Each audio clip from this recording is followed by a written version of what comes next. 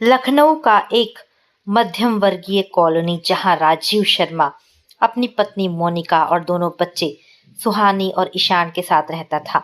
राजीव एक ईमानदार, जिम्मेदार और शांत स्वभाव वाला इंसान है, लेकिन मोनिका शर्मा अत्यधिक आत्ममुग्ध, सुंदरता पर घमंड करने वाली महिला।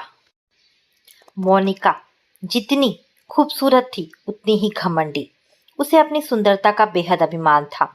राजीव और मोनिका की शादी को 8 साल हो चुके थे।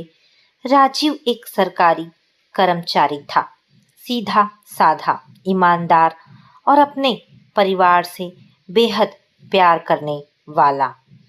राजीव ऑफिस से लौटा तो मोनिका फिर से आईने के सामने बैठी अपनी लिपस्टिक ठीक कर रही थी। राजीव थका हुआ आता है।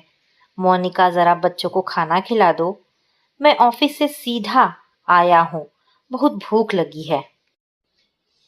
मोनिका बिना देखे, तुम ही तो कहते हो कि मैं कितनी सुंदर लगती हूँ, तो क्या मैं सब छोड़ दूँ? राजीव धीमे स्वर में, खूबसूरती तो तब अच्छी लगती है जब उसमें अपनापन हो। चलो मैं ही खिला देता हूँ। बच्चे पास में बैठकर टीवी देख रहे थे, माँ से कोई संवाद नहीं। सुहानी 6 साल की थी, लेकिन वो माँ से दूर रहती थी। ईशान भी सिर्फ पापा से ही चिपका रहता। मोनिका को अक्सर लगता था कि वह और बेहतर जीवन की हकदार है। राजीव उसे बोरिंग लगता। राजीव मोनिका से बहुत प्यार करता था, लेकिन मोनिका को प्यार से ज्यादा प्रशंसा चाहिए थी। मोनिका आईने में खुद को निहारते हुए, लोग तो आज भी मुझे कॉलेज की ब्यूटी क्वीन कहते हैं। राजीव बस एक क्लर्क है, उसकी सोच भी छोटी है। राजीव मुस्कुराते हुए, तुम ब्यूटी क्वीन हो, लेकिन मेरी जिंदगी की रानी भी हो। मोनिका अनमने भाव से, रानी? एक छोटा सा घर, वही पुरानी नौकरी, वही थका हारा आदमी, मैं क्या इसके लिए बनी? राजीव ठहर गया। उसने चाहा कि कुछ बोले, लेकिन चुप रह गया। शुरुआत में सब कुछ सामान्य था, लेकिन धीरे धीरे मोनिका का व्यवहार बदलने लगा। वो घर की जिम्मेदारियों से बचने लगी, बच्चों की परवाह कम और अपने मेकअप, दोस्तों और मोबाइल में ज्यादा खोई रहने लगी। उसे लगता था कि वह किसी भी पुरुष को अपने रूप से आकर्षित कर सकती है, और राजीव जैसा सीधा पति उसके लेवल का नहीं। राजीव का कॉलेज का पुराना दोस्त रॉकी एक दिन अचानक मिलने आया। रॉकी अग्रवाल चुलबुला, आकर्षक पर चालाक था। वो एक आधुनिक सोच वाला और थोड़ा आवारा किस्म का इंसान था। वो काफी स्मार्ट, स्टाइलिश था। रॉकी ने मोनिका को ऐसे देखा जैसे वो किसी ट्रॉफी को देख रहा है। रॉकी हंसते हुए, राजीव यार, तेरी बीवी तो वाकई मॉडल जैसी है, तू किस्मत वाला है। मोनिका हंसकर, अब मत कहो वरना इन्हें और जलन हो जाएगी। मोनिका को ये नजरें पसंद आई। मोनिका पहली ही मुलाकात में उसकी बातों से प्रभावित हो गई। वह जब तब राजीव के घर आता जाता रहता था। धीरे धीरे मोनिका और रॉकी के बीच नजदीकियां बढ़ने लगी। राजीव को कभी कुछ समझ नहीं आया, क्योंकि उसे अपने रिश्तों पर भरोसा था। मोनिका को रॉकी की बातों में मजा आने लगा। वो उसे वह सब कहता जो राजीव कभी नहीं कह पाया। तुम बहुत हसीन हो, तुम्हारा पति तुम्हारे लायक नहीं।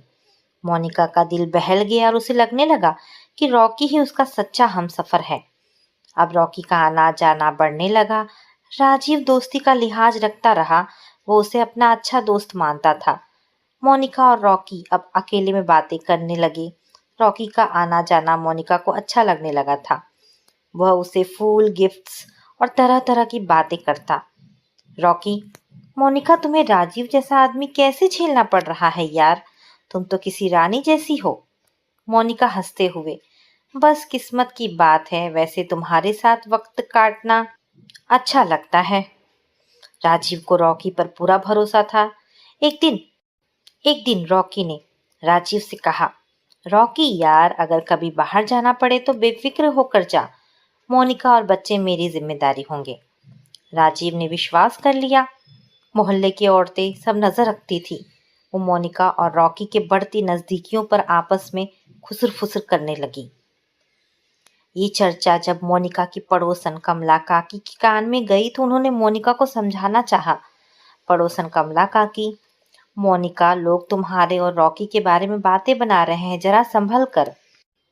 मोनिका तीखे स्वर में, लोगों की सोच तो हमेशा नीचे ही होती है। ये मेरी जिंदगी है और मुझे किस प्रकार जीनी है ये मैं तय कर लूंगी। लोग नहीं, इधर। राजीव धीरे धीरे टूट रहा था। एक रात उसने पूछा, राजीव, क्या मैं तुम्हें अब अच्छा नहीं लगता? मोनिका तुनक कर, अगर कोई और मेरी तारीफ करता है तो तुम जलते क्यों हो?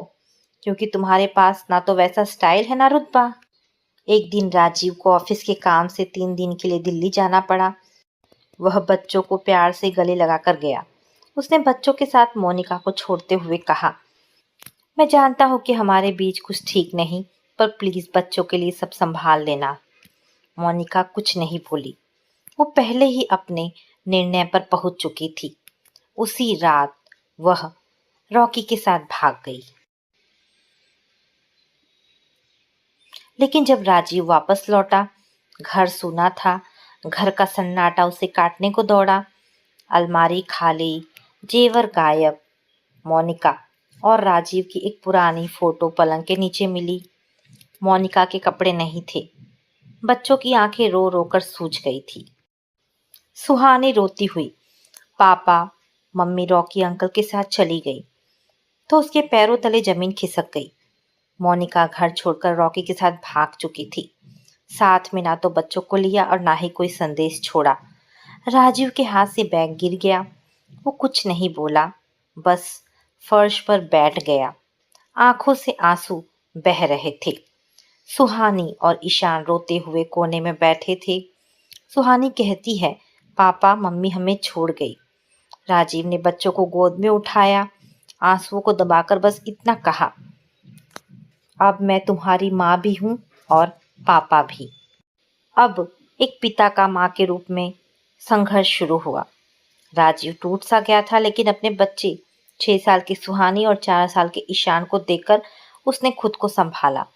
उसने ठान लिया कि अब वही माँ भी बनेगा और पिता भी। संघर्ष की डगर शुरू हो गई थी। समाज ताने देता रहा, लेकिन राजीव ने कभी हार नहीं मानी। अब घर में सिर्फ राजीव और 2 बच्चे थे।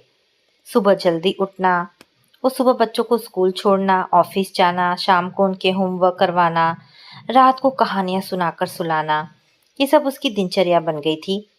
बच्चे धीरे धीरे बड़े हुए, लेकिन माँ का नाम सुनते ही चुप हो जाते। राजीव ने बच्चों को सिखाया कि माफ करना महानता है, लेकिन धोखा देना सबसे बड़ा अपराध। राजीव एक दिन सुहानी से कहता है, बेटा तुम्हारे पापा ही अब तुम्हारी माँ भी हैं। सुहानी कहती, पापा आप दुनिया के सबसे अच्छे पापा हैं, माँ नहीं चाहिए हमें अब। पड़ोसी अफवाहें उड़ाते, लेकिन राजीव किसी को जवाब नहीं देता। लोग बातें बनाने लगे, पड़ोसी ताना मारते, कुछ सहानुभूति जताते, पर राजीव ने किसी से कुछ नहीं कहा। कमला काकी राजीव का दर्द अच्छी तरह समझ रही थी। वो राजीव और बच्चों की सहायता करती और राजीव को सांत्वना देती। बेटा ये समाज तो टूटे घरों की रोटियां सेकता है। बच्चों के लिए मजबूत बनना अब तुम्हारे ही भरोसे उनकी जिंदगी है। राजीव ने बच्चों के लिए खाना पकाना सीखा, बालों में तेल लगाना सीखा, यहाँ तक कि सुहानी को स्कूल फैंसी ड्रेस में तैयार करना भी। उधर मोनिका और रॉकी ने शहर के दूसरे हिस्से में एक फ्लैट किराए पर लिया। उसने रॉकी के साथ एक अलग जिंदगी बसाई। शुरू शुरू में सब ठीक था। शुरुआत में सब कुछ वैसा ही था जैसा मोनिका ने सोचा था। आज़ादी, शॉपिंग, घूमना फिरना। शुरुआत में सब कुछ रोमांचक और अच्छा लगा, लेकिन एक वर्ष बीतते बीतते रॉकी बदल गया।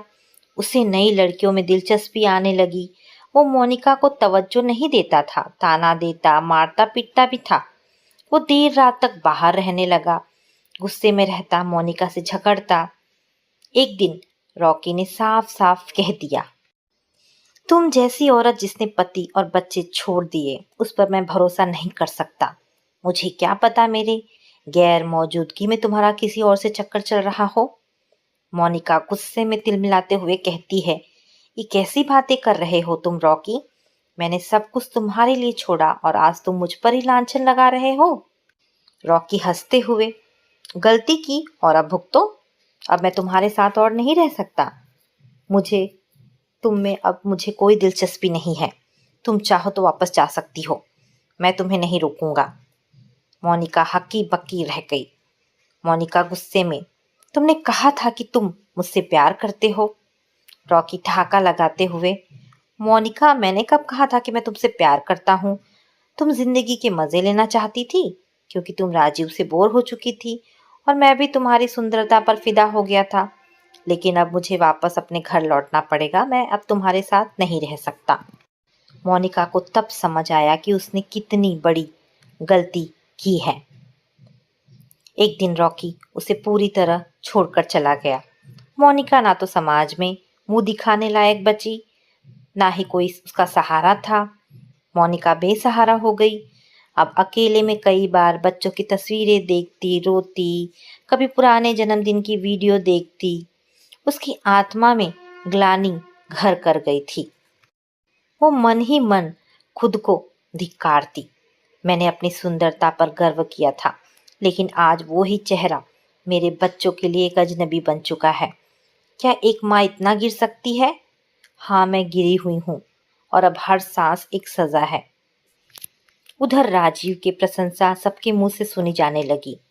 सब मोहल्ले वाले उसकी तारीफ करने लगे। एक पिता जो माँ भी बना।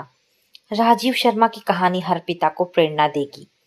राजीव को एक सरकारी पुरस्कार मिलने वाला था, single parent of the year. अखबारों में हेडलाइन छपी। इन समाचारों से मोनिका फिर एक बार खुद को धिक्कारने लगी। आखिर एक दिन साहस करके राजीव के घर लौट आई। मोनिका टूट चुकी थी। आज वह इस घर पर लौट रही थी जिसे वह ठुकरा कर चली गई थी, क्योंकि अब उसके पास ना घर था, ना इज्जत, ना कोई सहारा। मोनिका ने बहुत हिम्मत करके राजीव का दरवाजा खटखटाया। राजीव ने दरवाजा खोला। उसके चेहरे पर कोई नफरत नहीं, सिर्फ एक शांति। राजीव उसे देखकर चौंक गया। अब मोनिका के चेहरे पर कोई चमक और सुंदरता नहीं बची थी। वो सूख कर कांटा बन गई थी और पछतावे की आग में जल रही थी। मोनिका की दयनीय हालत देखकर राजीव का मन दया से भर गया, लेकिन क्रोध की जगह उसके चेहरे पर करुणा थी। राजीव को देखते ही मोनिका उसके पैरों पर गिर पड़ी और माफी मांगने लगी। राजीव, क्यों आई हो अब मोनिका? मोनिका रोते हुए, माफ कर दो, मैं बहुत बड़ी गलती कर गई। मोनिका फूट फूट कर रोने लगी। माफ कर दो, मैं हार गई हूँ। राजीव, तुम थक गई हो मोनिका। राजीव, मैंने तुम्हें माफ कर दिया, लेकिन तुम्हारे बच्चे शायद नहीं कर पाएंगे। उसने मोनिका को अंदर बुलाया, खाना खिलाया और कहा, तुम यहाँ पर रह सकती हो, लेकिन जो रिश्ता टूटा है वो फिर से वैसा नहीं बनेगा और हमारे बच्चों के दिलों में जो जख्म है उन्हें भरने में भी वक्त लगेगा। राजीव अब भी शांत रहा। उसने कभी मोनिका को ताने नहीं दिए, बस एक जीवन साथी की तरह अपना कर्तव्य निभाता रहा। मोनिका घर में रहने लगी, लेकिन बच्चे उसे देखकर दूर हट जाते। वो उनके लिए खाना बनाती, गिफ्ट लाती, पर दोनों चुप रहते। वो रसोई में काम करती, बच्चों को स्कूल छोड़ने जाती। अब उनके चेहरों पर ना तो अपनापन था, ना ही नफरत, सिर्फ एक अजनबी जैसी नजर। रिश्ते सिर्फ सुंदरता और दिखावे से नहीं निभते, बल्कि विश्वास, जिम्मेदारी और सच्ची भावना से बनते हैं। एक बार टूटे रिश्ते जुड़ तो सकते हैं, पर पहले जैसी चमक लौटे ये आवश्यक नहीं। एक दिन ईशान बोला, आप हमें छोड़कर क्यों गई थी? क्या हम अच्छे नहीं थे? मोनिका की आंखों में आंसू आ गए। नहीं बेटा, मुझसे बहुत बड़ी भूल हो गई। सुहानी सख्ती से जवाब देती है, अब मत कहो हमें बेटा। हमारे लिए माँ सिर्फ तस्वीरों में होती है, हकीकत में नहीं। हमारी माँ तो हमें कभी छोड़ नहीं सकती थी। ये तो बस मोनिका है। मोनिका फूट फूट कर रोने लगी। मोनिका हर रात रोती। उसने राजीव से कहा, क्या मैं कभी फिर से उनकी माँ बन पाऊंगी? राजीव, मैं सब सह लूंगी, पर बच्चों की बेरुखी सहना सबसे मुश्किल है। राजीव ने कहा, ये परछाइयाँ तुम्हारे अतीत की हैं, उनसे भागा नहीं जा सकता, बस सच्चाई से जिया जा सकता है। माफ करना आसान है, पर फिर से भरोसा पाना सबसे मुश्किल। समय बीतता गया। मोनिका अब पूरी तरह बदल चुकी थी। वह और हर दिन उनके दिल में अपनी जगह बनाने की कोशिश करती रही, लेकिन बच्चों ने कभी उसे माँ कहकर नहीं बुलाया। वे शिष्ट थे, लेकिन दूर थे। मोनिका कई बार रोई, उनके पास जाकर गले लगाने की कोशिश की, पर दोनों हमेशा चुपचाप दूर हट जाते। बच्चे कभी वैसे नहीं हुए जैसे पहले थे। वे उसे माँ नहीं कहते, बस मोनिका आंटी कहने की औपचारिकता निभाते। मोनिका के लौट आने के बाद समाज में तरह तरह की बातें होने लगी। कुछ रिश्तेदारों ने कानूनी राय दी। रमेश काका, जो राजीव के मामा थे, उन्होंने कहा, बेटा तुम उसे तलाक क्यों नहीं देते? जिसने तुम्हें छोड़ा वो दोबारा पत्नी बनने के लायक नहीं है। राजीव शांत भाव से कहता, मैं रिश्तों को कागज पर नहीं तोलता। मामा जी, मैंने उसकी दयनीय हालत देखते हुए बस उसे घर में रहने का सहारा दिया है। हमारे बीच अब पहले जैसा कुछ नहीं है। सुहानी ने एक दिन कहा, माँ बनना सिर्फ जन्म देना नहीं होता। माँ वो होती है जो हमारे दर्द में साथ हो। अब तो हमारे बचपन के आंसू में भी नहीं थी। मोनिका टूट गई, मगर ये उसके कर्मों का ही फल था। एक दिन मोनिका बीमार पड़ी। राजीव ने डॉक्टर बुलाया। सुहानी ने देखा कि मोनिका बीमार पड़ी है, चुपचाप आंसू बहा रही है। वो पास आई, चुपचाप उसका हाथ पकड़ा। पहली बार सुहानी ने चुपचाप मोनिका के पास आकर पानी का गिलास पकड़ाया। हम आपको माफ तो कर सकते हैं, लेकिन फिर से वैसे प्यार नहीं कर सकते। मोनिका ने उसकी आंखों में आंसू देखकर सिर झुका लिया, उसका हाथ पकड़ लिया और कहा, इतना भी बहुत है बेटी, बस यही मेरा सच्चा दंड है और मैं इसे स्वीकार करती हूँ। सुहानी धीरे से कहती है, आपको हमारी माँ बनने में बहुत वक्त लगेगा, लेकिन शुरुआत कर सकती हैं। मोनिका की आंखों से आंसू बह निकले। वो मन ही मन कहती है, इतना भी बहुत है बेटी, बहुत है। कमला काकी एक दिन मोनिका से, मोनिका, माफ करना आसान नहीं होता, लेकिन हर दिन ईमानदारी से पछतावा करना भी एक तपस्या है। शायद कभी ये तब तुम्हारे बच्चों के दिल को छू ले। अब समाज में लोग मोनिका से दूरी बनाने लगे थे। शादी ब्याह में बुलाया नहीं जाता। पड़ोस की महिलाएं फुसफुसाकर उसके बारे में बातें करती। देखो ना, जो औरत अपने बच्चों को छोड़ दे, वो क्या समाज में इज्जत पा सकती है? मोनिका सुनती, चुप रहती। अब वह सिर्फ सेवा करती, पूजा करती और सबसे दूर रहने लगी थी। कमला काकी मोनिका को सहानुभूति देती और कहती, मोनिका, खुद को यूं मत सजा दो, लेकिन ये भी सच है कि समाज की नज़रों से ज़्यादा कठिन होता है बच्चों की नज़रें झेलना।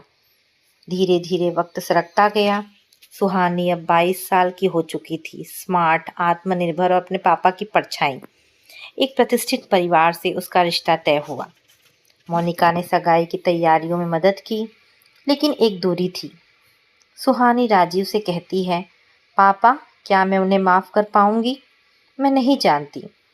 राजीव, बेटा, माँ वही होती है जो तुम्हें जन्म दे, लेकिन माफ़ वही करना चाहिए जिसने गलती मानी हो। तुम जैसे चाहो वैसा करो, मैं तुम्हारे साथ हूँ। सगाई वाले दिन मोनिका ने चुपचाप एक कोना पकड़ा और पंडित जी की बातें सुनती रही। सगाई के बाद सुहानी धीरे से मोनिका के पास आई और पहली बार बोली, शायद मैं अब भी आपको माँ ना कह पाऊँ, लेकिन इतना कह सकती हूँ, आप मेरी जिंदगी का हिस्सा थी, हैं और रहेंगी। मोनिका की आंखों में आंसू आ गए। ये एक पहली स्वीकृति थी, अधूरी लेकिन सच्ची। सुहानी की शादी का दिन, जब कन्यादान की घड़ी आई, पंडित जी ने कहा, कन्यादान माता पिता दोनों मिलकर करें। राजीव थोड़ा झिझका, मोनिका पीछे हटने लगी, लेकिन सुहानी ने दोनों का हाथ पकड़ लिया। इस दुनिया में कोई परफेक्ट नहीं होता। आज मैं चाहती हूँ कि मेरे पापा और मेरी माँ दोनों मेरा हाथ थामें। मोनिका की आंखों से अश्रुधारा फूट पड़ी। सुहानी की शादी हो गई, वो अपने ससुराल चली गई। ईशान अब कॉलेज में था। एक दिन उसने अचानक राजीव से पूछा, पापा, अगर मम्मी लौटकर ना आती तो आप क्या करते? राजीव थोड़ी देर सोचकर बोला, जैसा चल रहा है वैसा ही चल रहा होता। शायद जिंदगी इतनी आसान ना होती, लेकिन तुम्हें मैं ये सिखाना चाहता हूँ कि नफरत करना आसान है, लेकिन माफ़ कर देना बड़प्पन। गलती तो हर इंसान से होती है, लेकिन माफ़ करने में ही असली इंसानियत है। ईशान धीरे से कहता है। मैं माफ़ करूँगा, लेकिन एक दिन जब मैं पूरी तरह तैयार हो जाऊँगा। ईशान की नौकरी लग गई।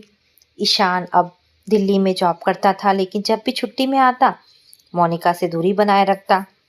मोनिका ने उससे बात करने की कोशिश की। मोनिका ने कहा, ईशान बेटा, क्या तुम कभी मुझे फिर से माँ कह पाओगे?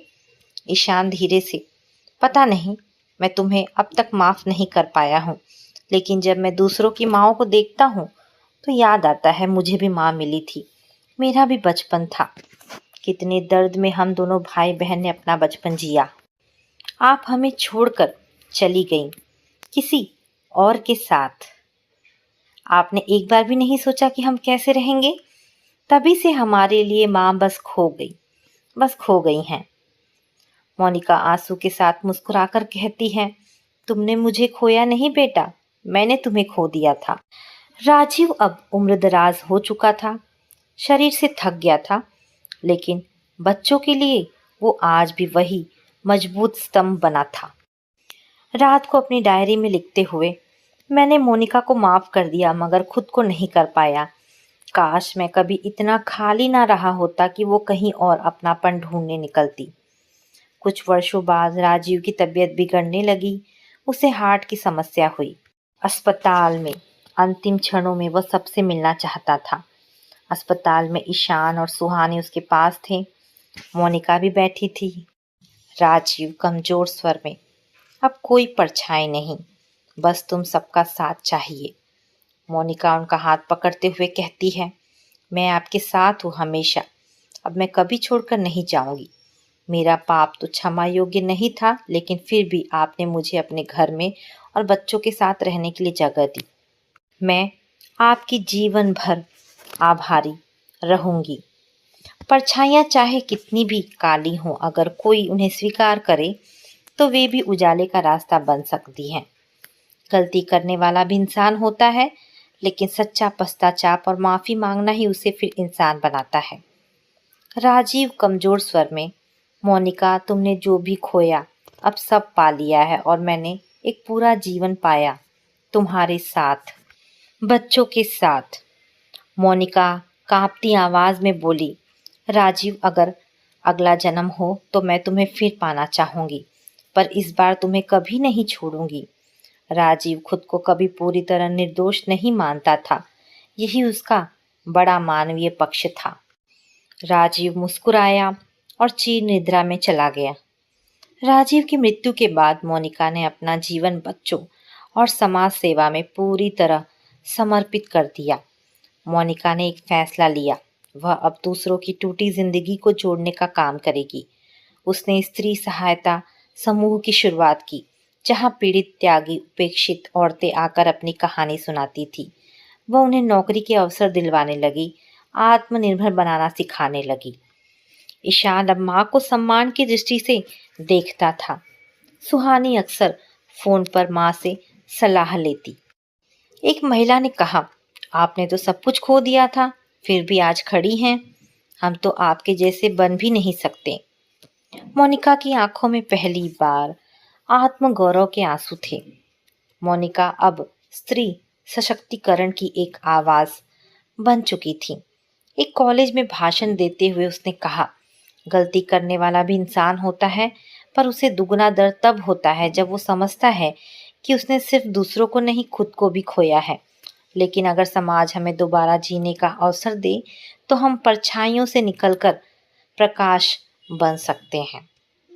तो दोस्तों, ये कहानी हमें सिखाती है कि गलतियां इंसान से होती है, पर उनका परिणाम पूरे जीवन को प्रभावित करता है।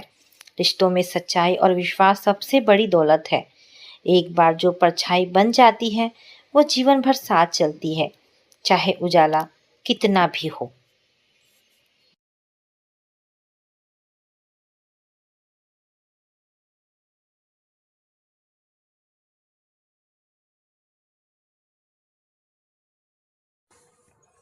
नेहा बेटी, कहाँ हो तुम? सुगंधा फोन रखते ही बेचैनी से चिल्लाई। घर में ही हूँ मम्मी। क्या हो गया? इस तरह क्यों चिल्ला रही हो? नेहा ने जवाब दिया, यही तो परेशानी है कि तुम घर में रहकर भी नहीं रहती। पता नहीं कौन सी नई दुनिया बसा ली है तुमने। माँ, मुझे बहुत काम है, प्लीज़ थोड़ा वेट करो। 1 घंटे में आऊँगी। अभी तो मुझे सांस लेने तक की भी फुर्सत नहीं है। नेहा ने अपनी व्यस्तता का हवाला दिया। देखा, मैं कहती थी ना, नेहा तो घर में रहकर भी नहीं रहती। कई कई हफ्ते बीत जाते हैं हमें एक दूसरे से बात किए बगैर। सुगंधा ने टीवी देखने में बिजी अपने पति, बेटे व दूसरी बेटी आकांक्षा से शिकायत की, पर किसी ने उनकी बात पर ध्यान नहीं दिया। मैं भी कुछ कह रही हूँ ना, कोई मेरी भी सुन ले। झुंझलाकर उन्होंने टीवी बंद कर दिया। टीवी बंद करते ही भूचाल आ गया। क्या कर रही हो सुगंधा? मैं इतना महत्वपूर्ण कार्यक्रम देख रहा हूँ और तुमने आकर टीवी बंद कर दिया। मुश्किल से 20 मिनट के लिए टीवी देखता हूँ मैं, तुमसे वो भी सहन नहीं होता। उनके पति शिखर भड़क उठे। और भी गम है जमाने में, सुगंधा बड़ी अंदाज से बोली। मैं शेर सुनने के मूड में नहीं हूँ, पहेलियाँ मत बुझाओ। रिमोट मुझे दो और जल्दी बताओ परेशानी क्या है। वे बोले। उनके बेटे विशाल और बेटी आकांक्षा ने जोर शोर से पिता की बात का समर्थन किया। तो पहले मेरी परेशानी सुन लो, बाद में टीवी देख लेना। जल्दी कहो ना। माँ, हमारे सीरियल की हीरोइन एक नया षड्यंत्र की तैयारी कर रही है, वो निकल जाएगा। आकांक्षा अधीरता से बोली। कभी अपने घर के सीरियल की भी चिंता कर लिया करो। पता है अभी किसका फ़ोन था? सुगंधा ने आकांक्षा को आंख दिखाई। नहीं, तेरी नीलम मौसी का। यही बताने के लिए आपने टीवी बंद कर दिया? ये बताने के लिए नहीं बुद्धू, ये बताने के लिए कि उन्होंने क्या कहा। और तेरी टीवी मौसी से अधिक आवश्यक हो गई है। सुगंधा कुछ और बोलती उससे पहले ही नेहा आ पहुंची। बोलो माँ, क्या हुआ जो आपने पूरा घर सिर पर उठा रखा है? मेरा कल इम्पोर्टेंट प्रेजेंटेशन है, उसी की तैयारी कर रही थी, पर आपने बुलाया तो अपना काम छोड़कर आई हूँ। आ मेरे पास बैठ। तू ही मेरी रानी बेटी है और किसी को तो मेरी चिंता ही नहीं है। तेरी नीलम मौसी का फ़ोन आया था। वे कल अपने किसी परिचित को साथ लेकर यहाँ आ रही हैं। वे उनके बेटे से तुझे मिलवाना चाहती हैं। कह रही थी कि रूप और गुण का ऐसा संयोग शायद ही कहीं मिले, वह तुझे अवश्य पसंद आएगा। क्या हो गया है आप लोगों को? यदि आप ये सोचती हैं कि मैं चाय की ट्रे ले को सिर पर पल्लू रखे शर्माती सकुचाती स्वयं को वर पक्ष के सम्मुख प्रस्तुत करूंगी, तो भूल जाइए, मैं ऐसा कुछ नहीं करने वाली। मैं प्रेम रहित शादी में विश्वास ही नहीं करती। नेहा ने अपना फैसला कुछ इस अंदाज में सुनाया कि सबके कान खड़े हो गए। किसी को न टीवी की चिंता रही, न अपने पसंद के टीवी सीरियल की। नेहा और लव मैरिज? किसी को विश्वास ही नहीं हुआ। हमेशा अपनी पढ़ाई लिखाई में व्यस्त रहने वाली और हमेशा हर परीक्षा में फर्स्ट रहने वाली नेहा लव मैरिज की बात भी करेगी? ऐसा तो उनमें से किसी ने सपने में भी नहीं सोचा था। कोई है क्या? शिखर, आकांक्षा और विशाल ने एक साथ आवाज में पूछा। कोई है? क्या मतलब है? नेहा ने सवाल के जवाब में सवाल ही पूछ डाला। मतलब ये है दीदी कि लव मैरिज के लिए एक अदद प्रेमी की भी जरूरत पड़ती है। हम सब यही जानने की कोशिश कर रहे थे कि आपने किसी को चुन रखा है क्या, या शायद आप किसी के प्यार में आकंठ डूबी हुई हैं और हमें पता तक नहीं। आकांक्षा हर एक शब्द पर जोर देकर बोली। जी नहीं, किसी को नहीं चुना है अभी तक, समय ही नहीं मिला, पर जब शादी करना होगा तो समय भी निकाल लूंगी, नेहा का जवाब था। मुझे यही उम्मीद थी नेहा, प्यार के लिए समय निकालना नहीं जाता, अपने आप निकल आता है। 28 की हो गई हो तुम, समय रेत की तरह हाथ से फिसलता जा रहा है। तुम सबसे बड़ी हो, इसलिए आकांक्षा और विशाल की शादी भी रुकी हुई है। सुगंधा बेचैन स्वर में बोली। माँ, मेरे लिए इन दोनों की शादी रोकने की क्या जरूरत है? दोनों ने अपने जीवन साथी चुन रखे हैं, वे भला कब तक प्रतीक्षा करेंगे? मुझे जब शादी करनी होगी कर लूंगी। कोई मेरी पसंद का नहीं मिला तो शायद मैं शादी ही ना करूं। नेहा ने चुटकियों में सुगंधा की परेशानी हल कर दी। ये तो मैं पहले भी कई बार सुन चुकी हूँ, पर तुम भी कान खोलकर सुन लो। हमारे संस्कार ऐसे नहीं हैं कि बड़ी बहन बैठी रहे और छोटे भाई बहनों की शादी हो जाए। पापा, आप कुछ कहिए ना। माँ तो जिद पकड़कर बैठी है। मेरे कारण विशाल और आकांक्षा की शादी रोक कर रखने की क्या अर्थ है? वे क्या बोलेंगे? उन्हें तो ये भी समझ नहीं आता कि शादी भी जीवन का एक महत्वपूर्ण हिस्सा है। यो भी हर चीज का एक समय होता है। वे तो तुम्हारी उपलब्धियों का बखान करते नहीं थकते। बस एक बात इनकी समझ में नहीं आती कि अच्छा सा वर देखकर तुम्हारे हाथ पीले कर दे। सुगंधा प्लीज, क्यों बैठे बिठाए घर में तनाव पैदा कर देती हो? हाँ, मुझे गर्व है कि नेहा मेरी बेटी है। कभी 90% से कम अंक नहीं आए हैं इसके। इतनी सी उम्र में अपनी कंपनी की वाइस प्रेसिडेंट है। यहाँ तक पहुँचने के लिए कड़ी से कड़ी मेहनत की है इसने। 4 लोग इसकी प्रशंसा करते हैं तो अच्छा लगता है। शिखर ने बीच में ही टोक दिया। वो सब तो ठीक है, पर पिता होने के नाते आपका भी कुछ फर्ज है या नहीं? नेहा से पहले विशाल और आकांक्षा की शादी हो गई तो ये लोग ही बातें बनाएंगे। मम्मी, जमाना बदल चुका है। सब अपने जीवन में इतने व्यस्त हैं कि दूसरों के लिए समय ही नहीं है। कोई कुछ नहीं कहेगा। आप निश्चिंत होकर इन दोनों की शादी की तैयारियां कीजिए। मुझे भी तो कुछ आनंद उठाने दीजिए। मेरे बाद इनकी शादी हुई तो मैं भला जी खोलकर खुशियाँ कैसे मना पाऊंगी? अच्छा, मैं चली, बहुत काम पड़ा है। नेहा उठ खड़ी हुई। रुक जा, खाना खाकर जा, नहीं तो फिर परेशान करेगी। सुगंधा अनमने स्वर में बोली। खाने की टेबल पर भी यही वाद विवाद चलता रहा। नीलम दीदी अपना समझकर ही तो रिश्ता लेकर आ रही हैं। कितनी उम्मीदें लेकर आएंगी वे। जब उन्हें पता चलेगा कि ये महारानी तो शादी के लिए तैयार ही नहीं है तो क्या बीतेगी उन पर? मैं तो सोच रही हूँ कि उन्हें फोन करके मना कर दूं। सुगंधा अब भी अपनी ही धुन में थी। नहीं माँ, ऐसा मत करो, मौसी बुरा मान जाएगी। आकांक्षा बोली। ठीक कह रही है आकांक्षा, पहले से ये सोचकर बैठ जाना कि हम तो किसी से मिलेंगे ही नहीं। कहाँ की बुद्धिमानी है? नीलम दीदी किसी को लेकर आ रही हैं तो कुछ सोच समझ कर ही ला रही होंगी। नेहा, इस बारे में मैं तुम्हारी एक नहीं सुनूंगा। तुम्हारी माँ जो कह रही है तुम्हारे भले के लिए कह रही हैं। तुम्हें उनकी बात का सम्मान करना चाहिए। शिखर ने पत्नी का पक्ष लेते हुए कहा। ठीक है, मैं आपके अतिथियों से मिल लूंगी। बस इतना ही आश्वासन दे सकती हूँ। क्या करूँ? ना आपको नाराज कर सकती हूँ, ना नीलम मौसी को। नेहा ने हथियार डाल दिए। वह नहीं चाहती थी कि ये बहस और लंबी खींचे। परिवार का आश्वासन पाकर सुगंधा तैयारियों में जुट गई। घर को सजाने संवारने का काम वे रात में ही पूरा कर लेना चाहती थी। अगला दिन तो खाने पीने की तैयारियों में ही बीत जाएगा। लगभग 12:30 बजे जब नेहा अपना लैपटॉप बंद करने लगी तो पाया कि सुगंधा अब भी नए कुशन कवर लगाने में जुटी थी। माँ, कब तक लगी रहोगी? रात का 12:30 बजा है। पता नहीं क्यों दिन रात काम में जुटी रहती हो। कभी अपने स्वास्थ्य की भी चिंता कर लिया करो। नेहा बड़े प्यार से उन्हें पकड़कर शयन कक्ष में ले गई। सुगंधा मुस्कुराकर रह गई। बात तो सच थी। 3 जवान बच्चों की माँ होते हुए भी घर के काम में वही जुटी रहती थी। कभी कभी शिखर उनका हाथ बटा लेते थे, अन्यथा उन्हें अपनी काम वाली बाई आशा का ही सहारा था।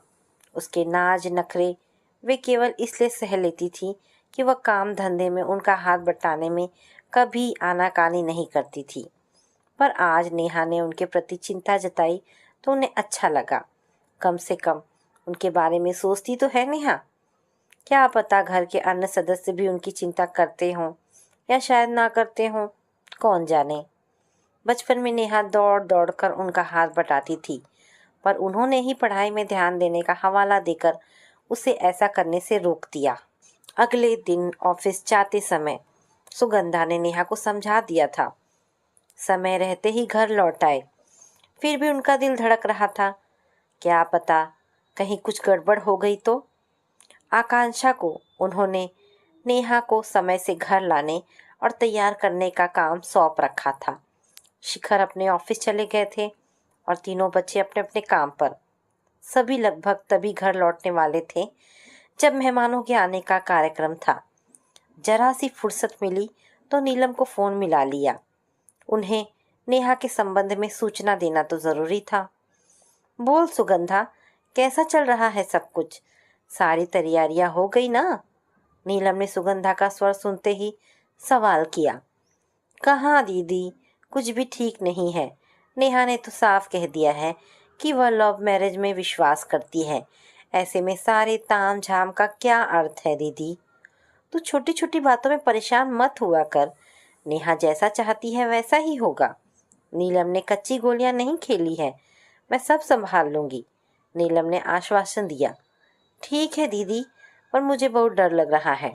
नेहा आजकल की लड़कियों जैसी नहीं है, आप तो उसे अच्छी तरह जानती हैं। वह तो आसानी से किसी से मिलती जुलती भी नहीं।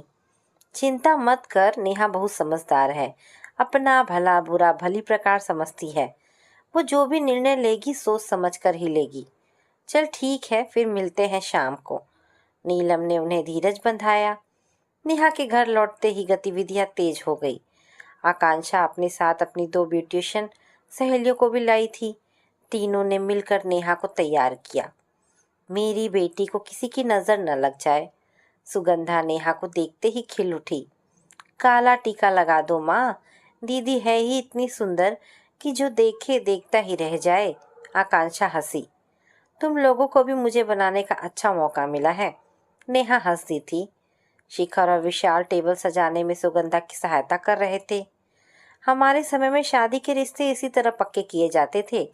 कई दिनों तक घर में उत्सव का वातावरण रहता था। शिखर विशाल को समझा रहे थे कि तभी सबको हेलो हाय कहते हुए नीलम का आगमन हुआ। उनके साथ ही एक युवक और उसके माता पिता भी थे। शिखर, विशाल और सुगंधा ने आगे बढ़कर उनका स्वागत किया। पहले औपचारिक और फिर अनौपचारिक बातचीत होने लगी। दोनों ही पक्ष बढ़ चढ़कर अपने अपने बच्चों का गुणगान करने लगे। जल्द ही सबके सामने जूस प्रस्तुत किए गए। उधर नीलम सुगंधा का हाथ बटाने उसके साथ चली गई। अब बता, क्यों इतनी चिंता कर रही थी तू? नीलम ने सवाल किया।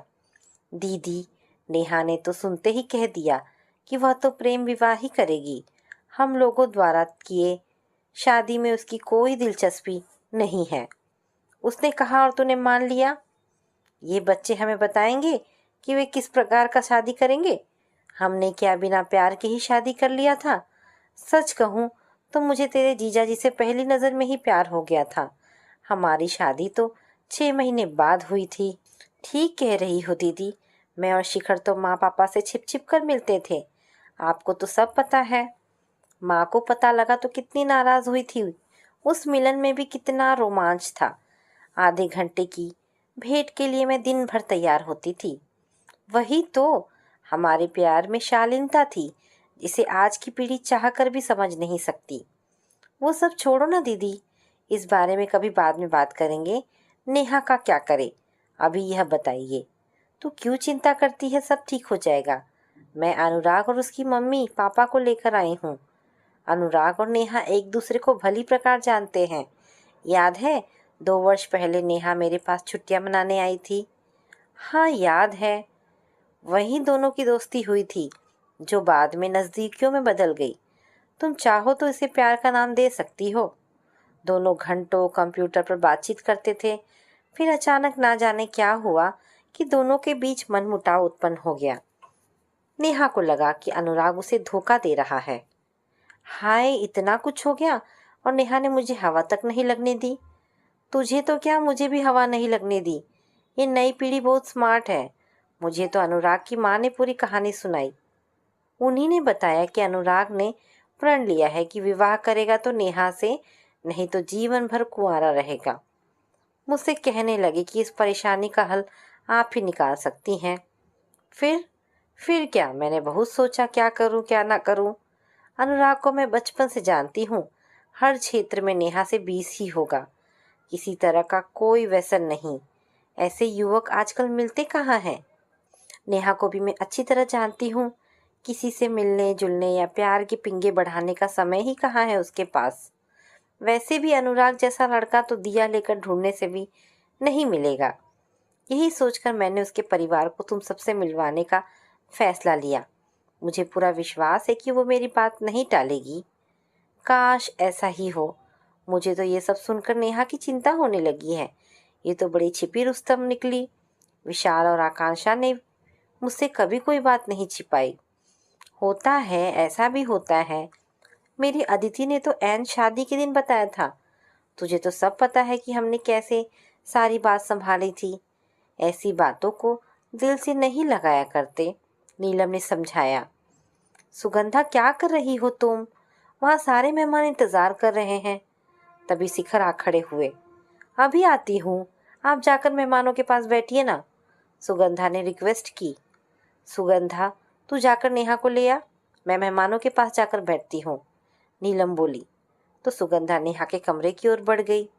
चल नेहा, तेरे पापा और नीलम मौसी तेरा इंतजार कर रहे हैं, सुगंधा जी हड़बड़ाहट में बोली। क्या माँ, मेरा तमाशा बनाकर रख दिया है। मैं क्या कोई अजूबा हूँ जो सबके सामने मेरी नुमाइश करवा रही हो? अरे वाह, मन मन भावे मूड हिलावे, सुगंधा जी हंसी।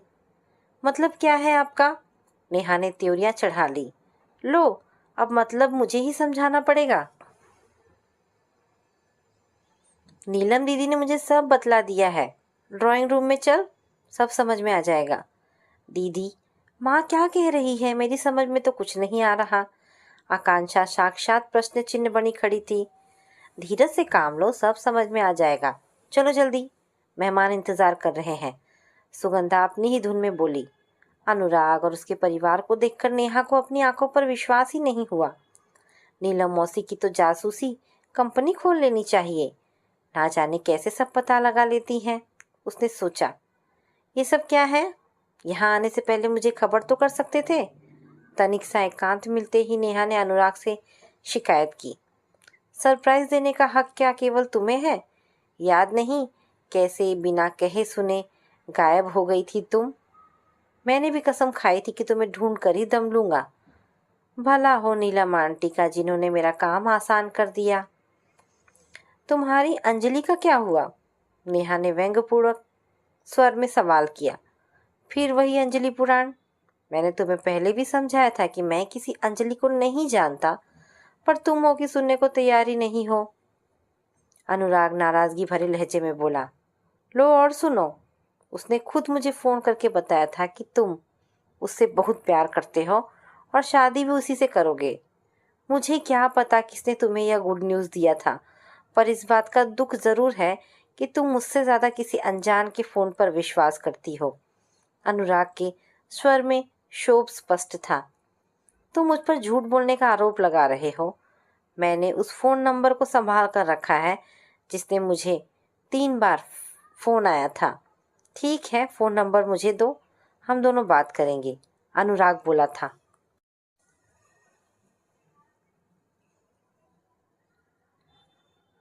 ठीक है, फ़ोन नंबर दो मुझे, हम दोनों बात करेंगे, अनुराग बोला था। हेलो अंजलि, फ़ोन पर किसी लड़की का स्वर सुनते ही अनुराग ने सवाल किया था। हेलो अनुराग, कहो, कहाँ तक पहुँची तुम्हारी प्रेम कहानी? उधर से खिलखिलाहट के साथ सवाल किया गया। कौन? साक्षी? तो ये तुम्हारी शरारत थी? तुम ही ने नेहा को अंजलि के नाम से फ़ोन करके बरगलाया था? क्या कह रहे हो? मैंने तो बस तुम्हारे कथा अनुसार तुम्हारे प्यार की परीक्षा ली थी। क्या कह रहे हो? मैंने तो बस तुम्हारे कहने के अनुसार तुम्हारे प्यार की परीक्षा ली थी। लगता है तुम्हारी बात सच ही थी। तुम दोनों को सचमुच एक दूसरे पर अटूट विश्वास है। विश्वास ही तो सच्चे प्रेम की नींव का पत्थर होता है। ठीक कह रही हो तुम। नेहा तो ये मानने को तैयार ही नहीं थी कि मेरी जिंदगी में कोई और लड़की भी हो सकती है। फिर भी वह यह जानने को बहुत उत्सुक थी कि उसे कई बार फ़ोन किसने किया था। मुझे क्या पता था कि तुम अंजलि बनकर फ़ोन कर रही थी। अब तुम ही उसे समझा दो। अनुराग ने फ़ोन नेहा को थमा दिया। हाय नेहा, कैसी हो? अनुराग ने तुम्हारे बारे में इतने विस्तार से बताया है कि ऐसा प्रतीत हो रहा है कि मानो तुम मेरी आंखों के सामने बैठी हो। उम्मीद करती हूँ हम जल्दी मिलेंगे। मैंने ही तुम्हें अंजलि के नाम से फ़ोन किए थे। मेरी अनुराग से शर्त लगी थी कि आजकल का काम चलाओ प्यार जरा सा झटका भी नहीं सह सकता। उसने मुझे चुनौती दी थी कि मैं चाहूँ तो परीक्षा ले सकती हूँ, तो मैंने वही किया। पर मुझे खुशी है कि अनुराग की जीत हुई। साक्षी ने सब कुछ साफ कह दिया। पर तुम हो कौन? नेहा ने सवाल किया। क्या अनुराग ने बताया नहीं अभी तक? मैं साक्षी, अनुराग के मौसी की बेटी। हम दोनों भाई बहन कम, दोस्त ज़्यादा हैं। नर्सरी से लेकर कॉलेज तक की पढ़ाई हम दोनों ने साथ की थी, पर शादी करने में मैं अनुराग से आगे निकल गई। साक्षी हंसी। उसकी स्वच्छ निर्मल हंसी सीधे नेहा के दिल में उतर गई। तुमसे बात करके बहुत अच्छा लगा साक्षी। आशा है हम जल्दी ही मिलेंगे, किसी प्रकार नेहा के मुंह से निकला। वार्तालाप समाप्त होते ही नेहा ने सिर झुका लिया। उसकी आंखों से टप टप आंसू झरने लगे। अब क्या हुआ? अनुराग ने सवाल किया। मैं तो तुम्हारी परीक्षा में असफल हो गई अनुराग। मैंने तुम पर भरोसा नहीं किया। ऐसा कुछ नहीं है नेहा, मैं भी तुम्हारी जगह होता तो शायद ऐसा ही सोचता। प्रेम को विश्वास में बदलने में तो सारा जीवन लग जाता है। अब जल्दी से अपने आंसू पोंछ लो, अब सब हमारा इंतजार कर रहे हैं। नेहा आंसुओं के बीच भी मुस्कुरा दी थी। नीलम ने नेहा को देखा तो आंखों ही आंखों में सुगंधा को बता दिया था कि उनका परिश्रम बेकार नहीं गया था।